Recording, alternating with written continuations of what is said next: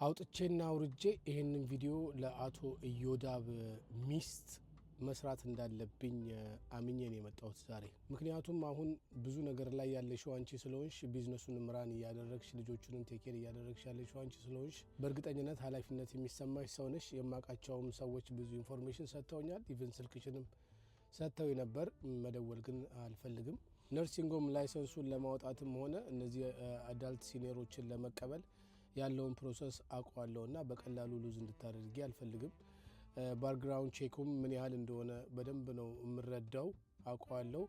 እንደዚህ አይምሮ ችግር ያለባቸው ሰዎች ሄት ስፒች የሚያደርጉ ጥላቻን የሚሰብኩ ዘረኝነትን የሚሰብኩ ሰዎች እነዚህ ሲኒየሮቹ አካባቢ መኖር እንደሌለባቸውና እንደዚህ አይነት ችግር ያለባቸው ሰዎች ላይሰንሱን አውቶማቲካሊ ሪጀክት እንደሚሆን በእርግጠኝነት ታውቂያለሽ አንቺ። እሱ ሌላ ደረጃ ላይ ነው ያለው። እሱ የሰቀለው ራሱን ላይ ነው ከነ ትራምፕ ጋር እንደሚደዋወል ጠቅላይ ሚኒስትር ዶክተር አብይ ሊያማክረው ሲደውልለት ስልክ እንደማያነሳ የወይዘሮ ዝናሽ ባይብል ስተዲ አስተማሪ መሆኑን ምናምን እዛ ሲቹዌሽን ውስጥ ስለሆነ ያለው እሱ እኔ እሱን ከዛ ላይ ለማውረድ አልታገልም። አንቺ ግን ዘመድ አዝማድ ቤተሰብ ካለ ሰብስበሽ ብትመክሪው ጥሩ ነው።